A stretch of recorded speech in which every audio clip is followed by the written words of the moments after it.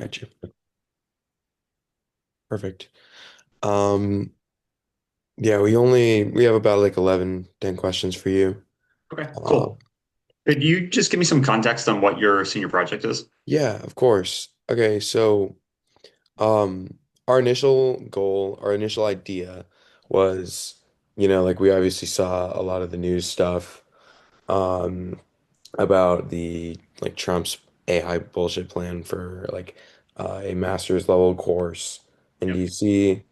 But then me and Trevor had also seen like the Tom Doak proposal and some other proposals, and we were thinking like this is a course that Trevor, especially Trevor, has played a lot of times. I've also played a good amount.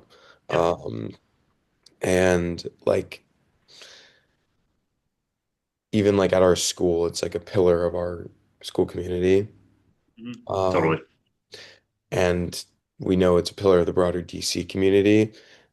So with all these like potential changes, we wanted to gain a better understanding of like what's going on. Um, I mean, honestly, just also more of like what the National Links Trust does Yep. Yeah. for the community and for East Potomac. And then, you know, we wanted to develop our own understanding of maybe what we think would be the best way to go forward. Cool. Yeah. Yeah. Cool. Sounds good. Yeah. Like, our main focus is just focusing on like what the actual situation is, what Trump wants, what the National Links Trust wants, and then we're gonna try to formulate like a final proposal as our deliverable for the project of what we think would be the right way to move forward. But we're just trying to seek extra context on the National Links Trust and like the whole situation as a whole. Cool. Sounds good. Okay. I mean, if you wouldn't mind, let's get Yeah, started. yeah. Our first question is more like trying to get to know you and your role. What personal experiences or moments in your life led you to your position with the National Links Trust? Cool. So yeah, I grew up in Maine, in Western Maine, and I grew up playing a nine-hole public golf course that was in my community. And over for juniors until you were 18, it was $100 all you could play all summer long.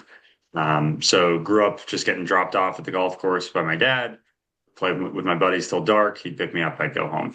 And as I got older and spent more time in cities and outside of the state, realized that the game is incredibly expensive, especially in urban areas.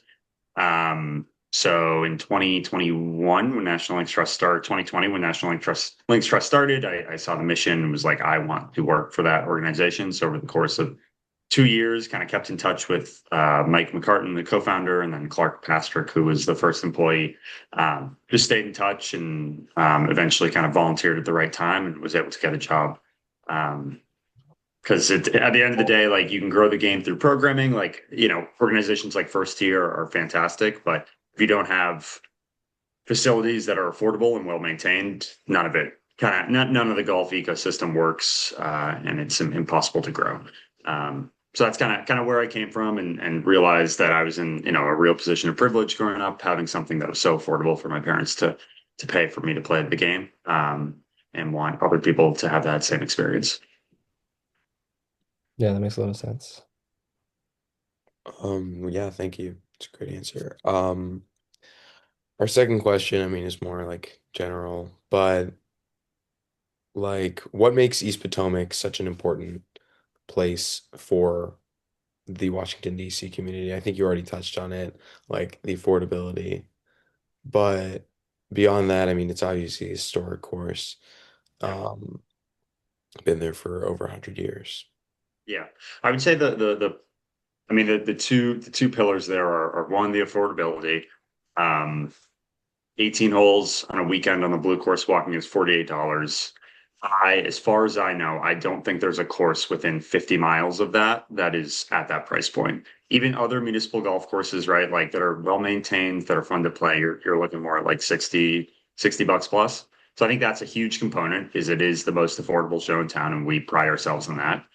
in addition to maintaining it. And then secondly, it is incredibly accessible. Every single night of the week, it's packed. The driving range is packed. If the weather's nice enough, the entire facility is getting a maximum amount of usage, and I think that reflects both its location and affordability. So those are, to me, and I think the organization, like those are kind of the two pillars of East Potomac are for that affordability and just the amount of usage it gets, which is a reflection of its location and that affordability. Um, yeah, I mean, we did 100 and I think 40,000 rounds last year. I mean, it's one of the most popular municipal golf courses in the country. And that's a reflection of the facility as a whole, the driving range, the three golf courses, that of the putting greens, all that stuff kind of build up to the amount of usage, and that being like kind of a key component, right? Like it's we want as many people as possible there. Our goal is to pack it out so it's getting its maximum usage. Yeah. Yeah, I think that's I think that's like a really important like aspect how accessible it is. That's what got me into there because that's where I learned how to golf because it was like so accessible and so like centrally located and so cheap and like Yes. for someone learning how to play golf, I think it was the perfect course. So, Yeah. And I have uh, some, I actually have, keep this on hand. Let me get the exact percentage, but the East Point property is about like it's like 50% Virginia residents, like 30% DC residents, 20% Maryland residents. So it's that central location also allows the entire DMV. Like that's a good congregation point. yeah. Um, where it's close to all three states or districts. Yeah, and I've met people from all over. I've met like students, I've met Georgetown students, I've met like businessmen, I've met like lobbyists, I've met like everyone playing that course. Exactly. So yeah, I That's the think point, right? Like yeah, it's a great spot to be a melting pot, and it can be a melting pot because it's 48 bucks to walk the blue course on, at peak hours. yeah. So our next question touches a little bit on the accessibility that you mentioned earlier and especially the cost. What about the National Links Trust is trying to make the game of golf more affordable and more accessible to people around the DMV? Yeah, so as I touched on, we are a facilities focused nonprofit, right? Like that's our goal is to be for this to be a national model of what municipal golf courses can be across the country. So the what kind of makes us unique is that facilities focus. I think there are a lot of nonprofits in the game of golf that focus on programming, which is really important, right? Getting new golfers into the game is crucial.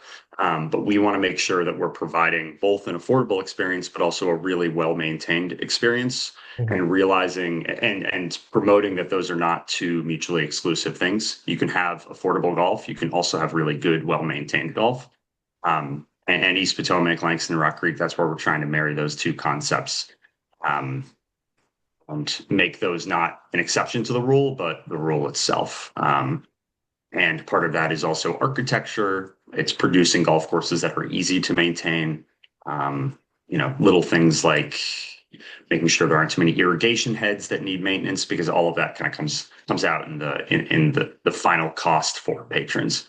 So it's kind of marrying those two concepts, and that's where we think we're a little unique, and hope that other courses can kind of follow our suit as we continue to produce a really good product at an affordable price. Yeah, that's very interesting. Yeah, I think it's really important to like, I mean, obviously, if golf wasn't accessible and National League's trusted to make golf accessible, I wouldn't be playing golf. So that's really important to me as well. There's so many, like I personally, like I play Langston probably 3 or 4 times a week. I live in Capitol Hill. Like if I Yeah. couldn't play these courses, like I don't know where I would play in the area, right? Like there's so many people where it's like golf has gotten so expensive. You can have it like I have a job, I have an income, and even then, like playing anywhere else would be a lot more challenging. So Yeah, I'm in the same boat. Um, so our next question also has to do a little bit with the challenges of maintaining the accessible golf. What are the biggest challenges in preserving and improving a historic golf course like East Potomac?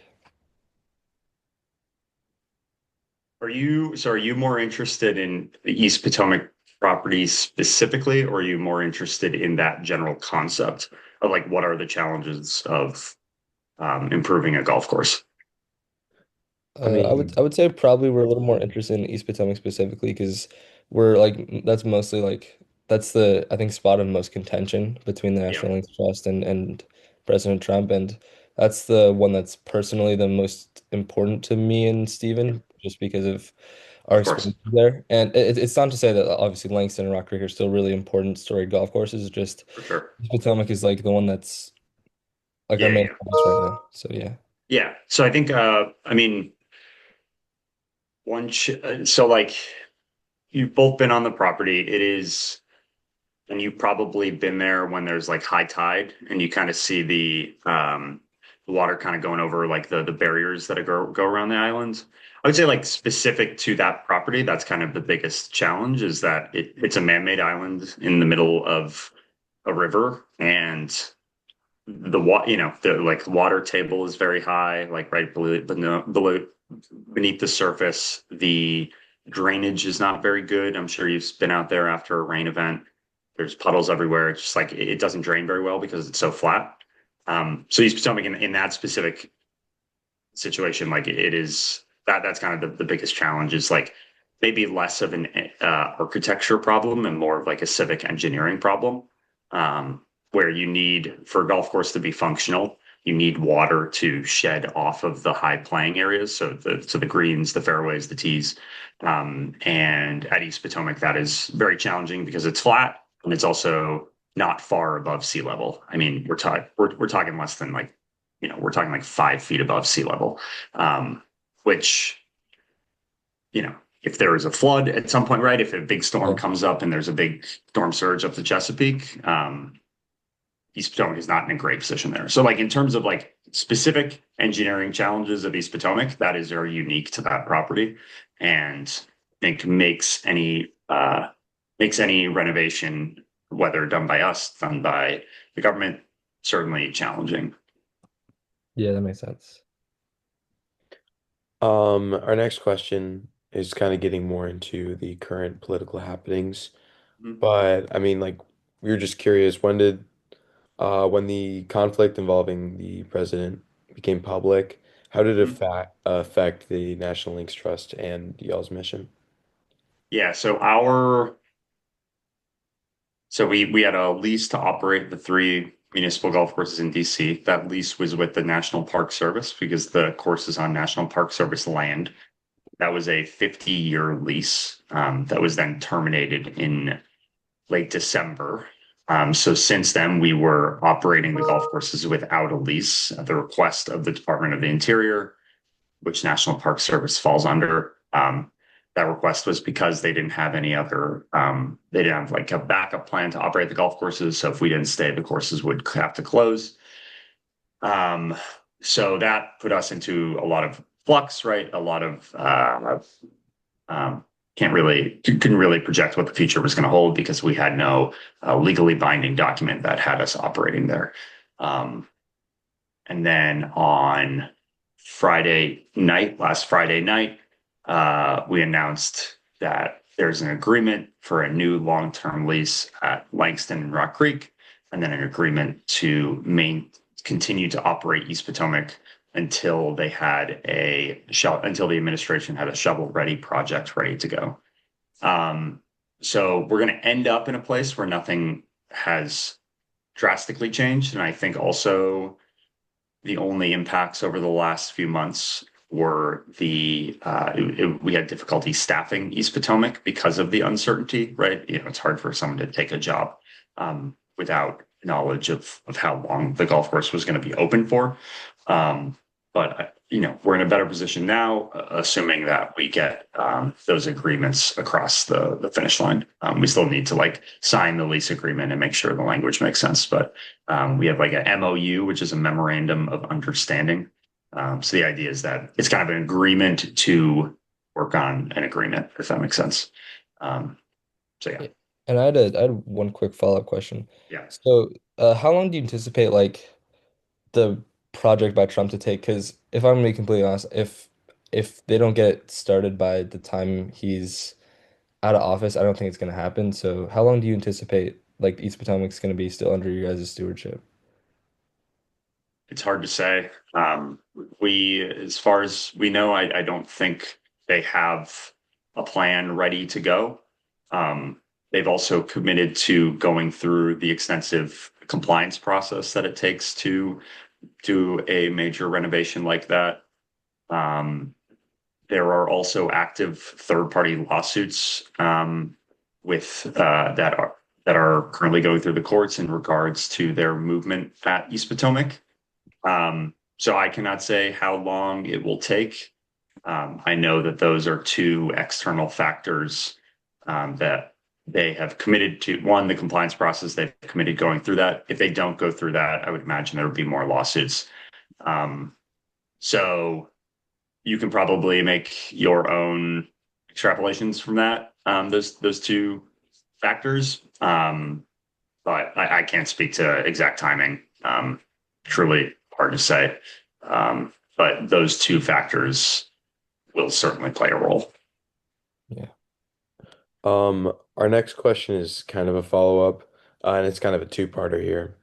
Mm, Um, so like, have you seen any? I mean, I'm sure you've seen some more attention and support mm, brought to East Potomac due to the controversy. I mean, when we went there like last week, we yeah, talked to one of the pro shop guys, and like, he seemed very fired up and very passionate about it. yeah. My follow-up to that is, as a fundraising operations manager, how Mm. has this controversy affected donor support and fundraising efforts? I would say it has.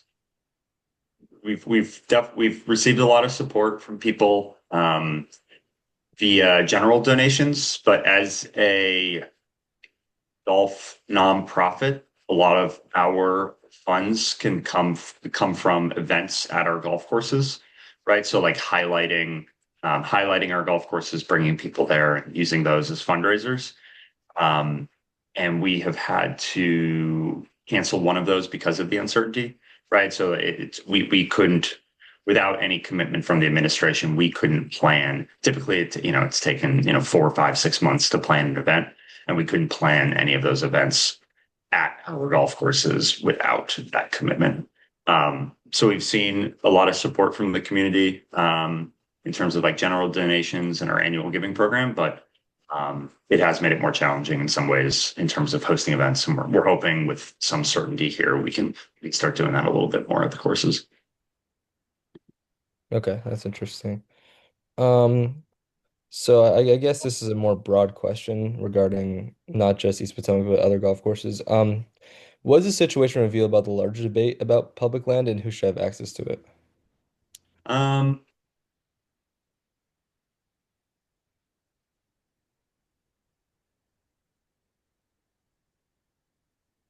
I think I mean, I think the response to the Trump administration's plan highlights that people really care about their access to affordable recreation and public land. I think, yeah, I'm gonna stick with that because I have personal opinions, but Right. yeah, I mean, I think the response shows just the importance of that public land, and people really want the access. And I think also something that shouldn't be lost is Um, the initial AI renderings that were shown of East Potomac showed the road that goes around East Potomac being removed, the park at the point being removed. Both of those are high usage public facilities. That road, I'm sure you guys see how many cyclists go around it. Yep.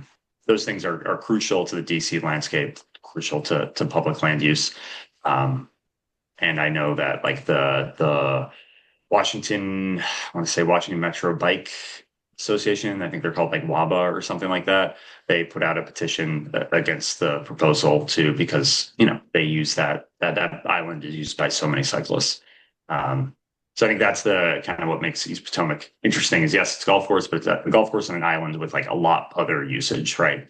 Um, and we pride ourselves in kind of integrating into that broader landscape.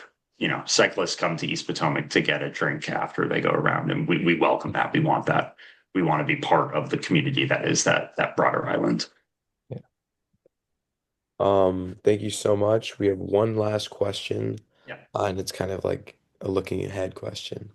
What do you hope East Potomac and the National Links Trust represent for the future generations? And also, like, I mean, yeah, what do you hope for the future of the course? I know we opened by talking about the Mm. Doak plan and similar like restoration plans. Yep. Like, what is your goal for the course in the coming years? So like our core pillar is affordability and accessibility. That is our top priority. Affordability, obviously, we talked about the price point there. Accessibility also means providing as many opportunities to play the game on that island as possible, right? So like if it went from a 36 hole facility to 18-hole facility, that would be less accessible because there would be less tee times for people to go play. If the driving range got smaller, that would make it less accessible. If there was less putting greens, that would be less accessible. So I think that's kind of when we talk about accessibility, it's providing as many opportunities to play the game as possible. So like our goal is for that facility to be as accessible and affordable as possible, while also maintaining the historical integrity of the original design. When it was designed, it was one of the best golf courses in the country as a reversible 18-hole routing. Um, Later saw the two 9-hole courses get added onto.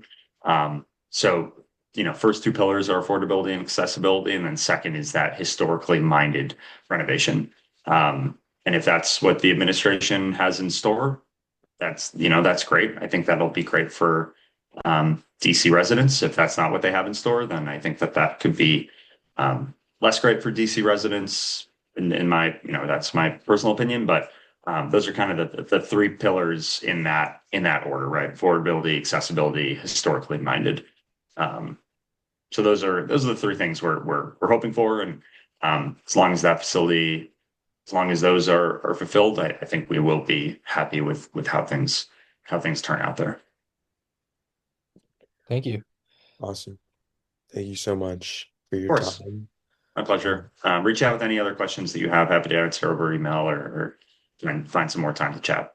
that'd be awesome. Thank you so much. Thank you so Uh, much for your time. have a great day. Awesome. Thank you both. Have a good one. You too. Perfect.